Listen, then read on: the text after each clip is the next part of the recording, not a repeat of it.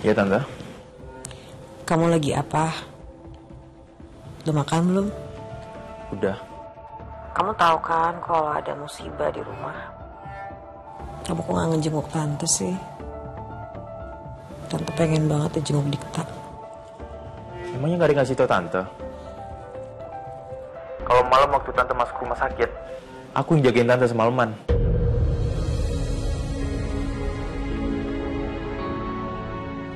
Kamu jagain Tante? Pas kapan ya? Waktu itu Tante dirawat di ICU, jadi aku cuma boleh nunggu di ruang tunggu. Makasih ya Dikta. Tante sama sekali gak tahu kalau kamu udah sempat jenguk Tante. Tante pikir kamu gak peduli. Meskipun kondisi Tante udah seperti ini.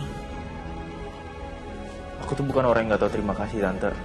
Tanpa Tante tahu pun, aku juga cari info soal penyusup itu. Aku udah lihat rekaman CCTV, tapi gak cukup kuat buat jadi bukti laporan ke polisi. Satu-satunya orang yang pantas buat dicurigain cuma Pak Ditya.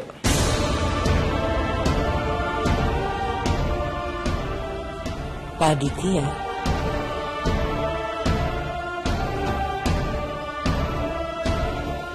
Kalau Tante mikirnya gak mungkin Pak Ditya sih.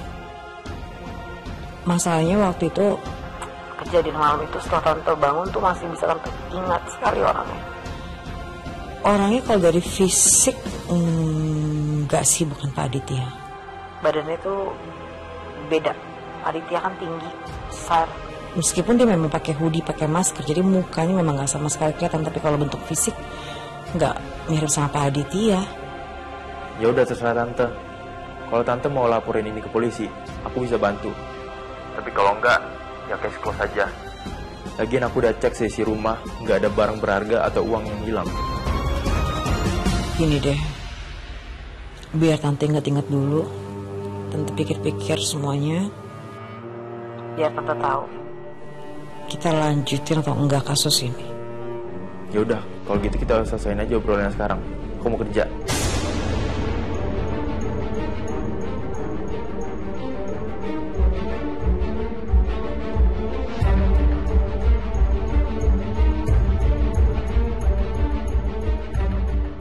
Sebenarnya bukan bantuan seperti ini yang aku ingin dapetin dari Dikta. Tapi perhatian layaknya seorang anak ke ibunya. Persis seperti yang sering dilakuin Kenzo atau Mutiara.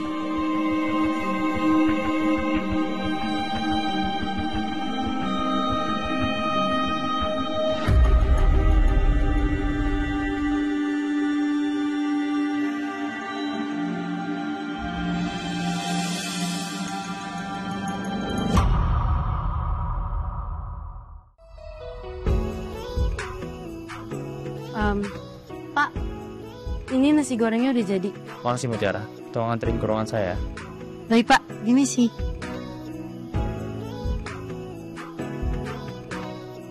Pak Dikta, kita dapat pesanan delivery, mau diterima apa enggak? Terima aja, kita kan udah ada motor sekarang buat delivery.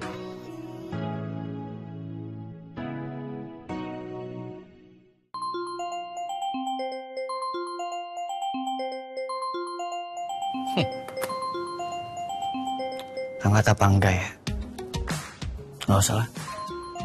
Biar Mutiara kesel. Lagian salah siapa tuh so sibuk banget jadi lo.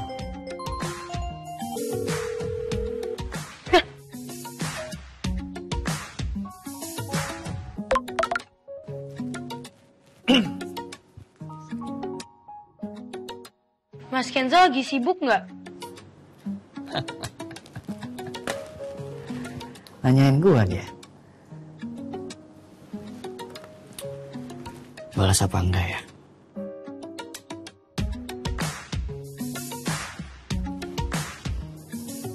Nggak usah. Beda penasaran.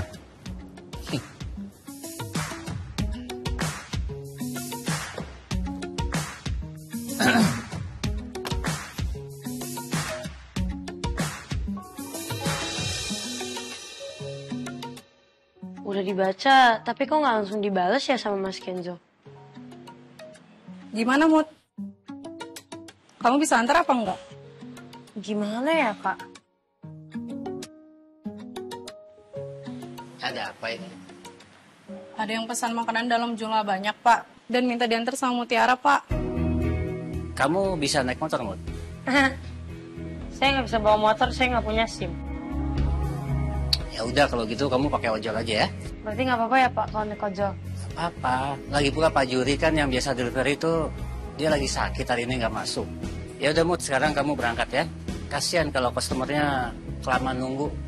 Saya buka celemek saya dulu ya Pak, saya taruh. Ya. Si.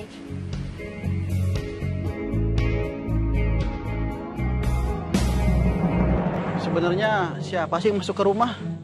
Kok pas banget waktu saya pergi keluar? Kunci juga nggak ada yang rusak. Apa pelakunya orang dalam? Tapi siapa? Yang di sini kan cuma ada saya, Bu Sintia sama Mas Dikta. Bidasi juga lagi pulang kampung kan?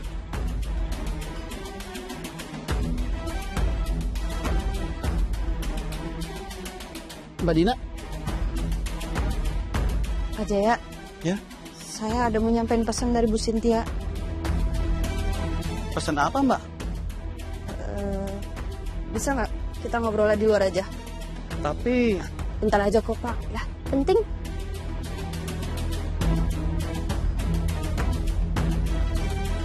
Baik Mbak.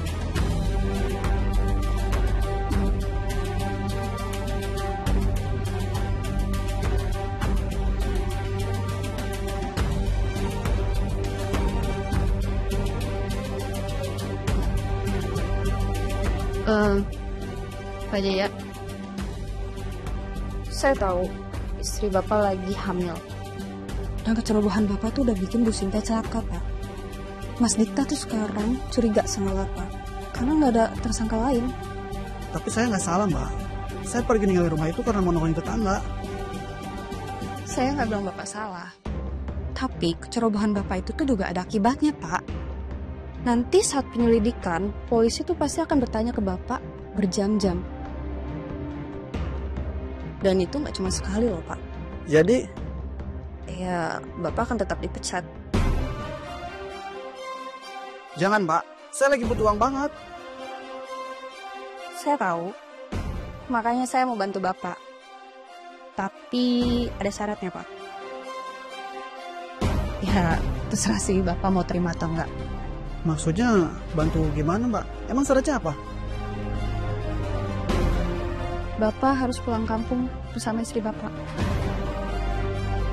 Nanti akan saya kirimin uang untuk lahiran. Sama untuk biaya hidup dan buka usaha juga di sana. Ya, asalkan Bapak mau turutin saran saya. Pak Jaya mau kan?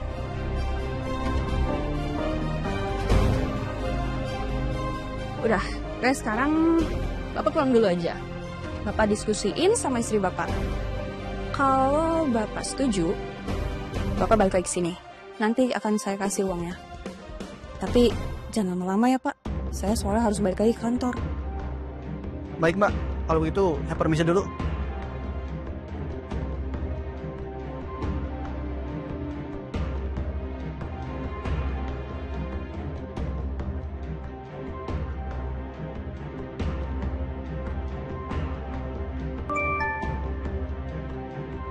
Pak, bisa kirim uang sekarang?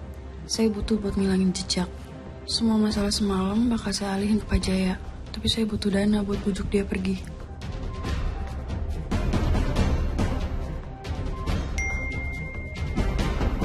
Berapa?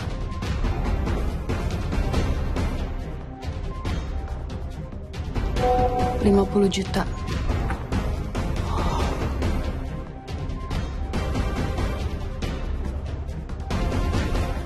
Halo Dina, kenapa saya harus bayar sebanyak itu? Kamu nggak manfaatin kesempatan dalam kesempitan kan? Enggak kok, Pak. Nanti akan saya kirimin rekening Pak Jaya ya, Pak. Biar Bapak aja yang langsung kirim ke dia.